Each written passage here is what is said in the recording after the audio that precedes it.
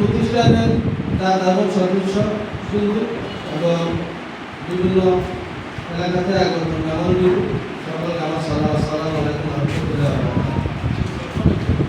আসলে যে কোনো প্রতিষ্ঠানের বিষয় কেউ না কেউ শুরু করে দিতে হয়, শুরু করলে এটা একটা মর্যাদা। যেমন বগুড়া আদর্শ উচ্চ বিদ্যালয় বড় হাজি বসুর আমার দাদা উনি সর্বপ্রথম জায়গা দিয়েছে, ধীরে ধীরে পায়ে পায়ে আজকে এই প্রতিষ্ঠানটা একটা মর্যাদা হয়েছে।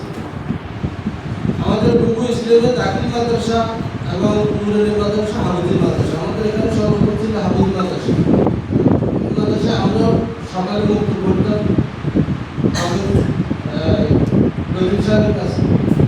আমাদের মালিক সাহেব বাড়ি সাহেবকে ধরে এখানে একটা খাদ্যখানার ব্যবস্থা করে। যাই হোক, ওনার শুরু থেকে আমার দাদি বেগম বসুল্লা উনি ওই মাদ্রাসার পারমিশন জায়গা দান করেন। ধীরে ধীরে আজকের এই প্রতিষ্ঠান অনেক দূরে হয়ে গেছে। আসলে এই অবদানগুলো আমাদের মুরব্বীদের যারা শুরু করে দিয়ে গেছে, অনেকে দুনিয়াতে বেঁচে নেয়, অনেকে বেঁচে আছে। যারা দুনিয়াতে নেয় তাদেরকে আল্লাহ বিস্তৃত করে, আর যারা দুনিয়াতে বেঁচে আছে এখনো ওই বিভিন্ন প্রতিষ্ঠানের সাথে লেগে আছে, সহযোগিতা আছে, ওনাদেরকে আল্লাহ দীর্ঘ নেখায়। তারপর ওনারা যাতে আমাদের এই মুরব্বীদের প্রতিষ্ঠানগুলো যেহেতু আরো ভালোভাবে প্রতিষ্ঠিত করতে পারে, সেজন্য আমি সকলের কাছে দোয়া চাচ্ছি। যাই হোক, আমি ওই মাদ্রাসার একজন সদস্য, প্রতিষ্ঠান সদস্য। সরকার যে কথা বলছে এই মাদ্রাসা সিকিউরিটি সব কিছু আমি বাংলাদেশি নিজের অর্থে ধীরে ধীরে টাকা দিতেছি।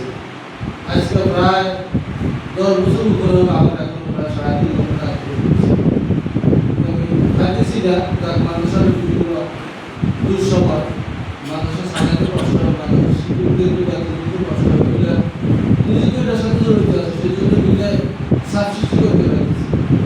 যাই হোক, যারা আছেন আমার অনুরোধ থাকবো, আমরা তো হয়তো বাঁচি থাকলে করবো, আমাদের মুরব্বীরা যারা আছেন এই প্রতিষ্ঠানগুলো যদি কোনো বিঘ্ন না ঘটে, যারা শিক্ষক আছেন আপনারা আরো ভালোভাবে প্রচেষ্টা করে 14 জন পরীক্ষা দিলে যদি 14 জনে পাস করে, সেই প্রচেষ্টা যদি আপনাদের থাকে। আর আমার মুরব্বীরা যারা আছেন এই প্রতিষ্ঠানগুলো আরো ভালোভাবে পরিচালনা করে প্রতিষ্ঠানগুলো টিকিয়ে রাখার জন্য, আরো সুনাম বৃদ্ধি করার জন্য চেষ্টা করবে।